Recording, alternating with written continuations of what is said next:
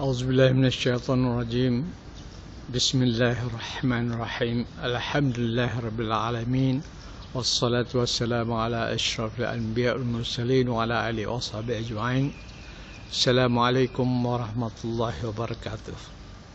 Alhamdulillah wa syukurillah. Kita bersyukur kepada Allah Subhanahu wa taala yang telah memberi kelapangan kepada kita, yang memungkinkan kita untuk belajar dan beramal.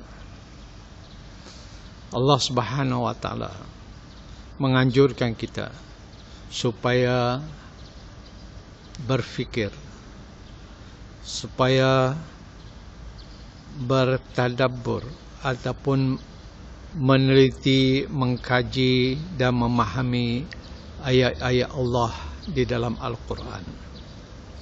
Rasulullah sallallahu alaihi wasallam menyampaikan risalahnya dengan penuh lengkap. Tidak ada yang disembunyikan. Segalanya disampaikan dengan amanah, dengan sepenuhnya.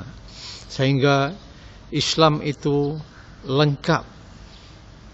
Tidak perlu ada tambahan lagi kepada apa yang telah diturunkan oleh Allah Subhanahu wa taala melalui rasul-rasulnya dan melalui Nabi kita Muhammad sallallahu alaihi wasallam sebagai rasul yang terakhir. Apa yang perlu kita lakukan adalah cuba memahami, belajar secara yang benar melalui sumber-sumber yang benar, melalui guru-guru yang amanah, dan kemudiannya cuba beramal, menghayati ajaran-ajaran tersebut dengan sebaik-baiknya.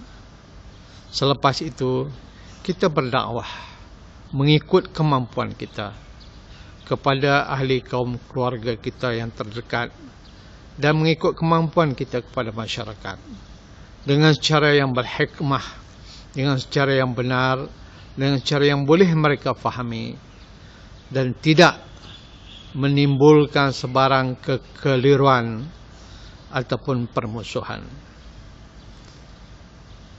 Dalam hal ini, satu daripada perkara yang penting di dalam pendidikan adalah kita bertanggungjawab untuk mendidik hati kita. Mendidik hati kita kerana kita ini adalah terdiri daripada jasad dan roh. Dan di dalam diri kita dianugerahkan akal, fikiran dan hati. Akal untuk kita berfikir, menganalisa, mengingat dan memberi nasihat kepada hati. Dan hati adalah raja. Kalau baik hati, baiklah keputusannya. Kalau baik hati, baiklah amalan-amalan yang dilaksanakan oleh anggota-anggota kita. Kerana itu pendidikan hati mesti kita laksanakan dan mesti kita teruskan. Kerana hati adalah satu anggota yang amat istimewa di dalam tubuh kita.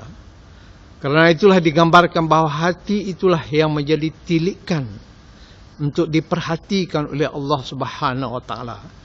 Bukan wajah kita, bukan jasad kita, bukan jasad zahir ini, tetapi hati.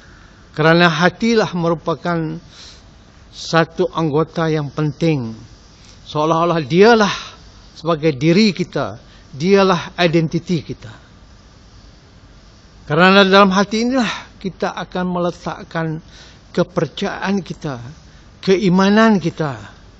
Khususnya dalam hal ini kita keimanan kita seperti mana yang dianjurkan oleh Islam, menghayati rukun-rukun iman yang 6. Kemudian dalam hati inilah kita akan membentuk dan meletakkan sifat-sifat, yaitu meletakkan sifat-sifat mahmudah yang terpuji dan menjauhi dan membersihkannya daripada sifat-sifat madhmumah yang dikeji.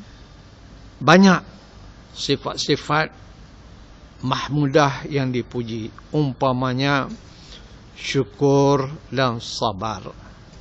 Dua sifat yang berbeza tapi amat rapat, yaitu bersyukur apabila kita diberi nikmat oleh Allah Subhanahu wa taala dengan sikap dan dengan perbuatan-perbuatan menunjukkan kesyukuran kita, dan bersabar apabila kita di dalam keadaan yang berduka cita atau kita ditimpa oleh malapetaka, ataupun kita juga bersabar dalam mentaati perintah Allah dan menjauhi larangannya.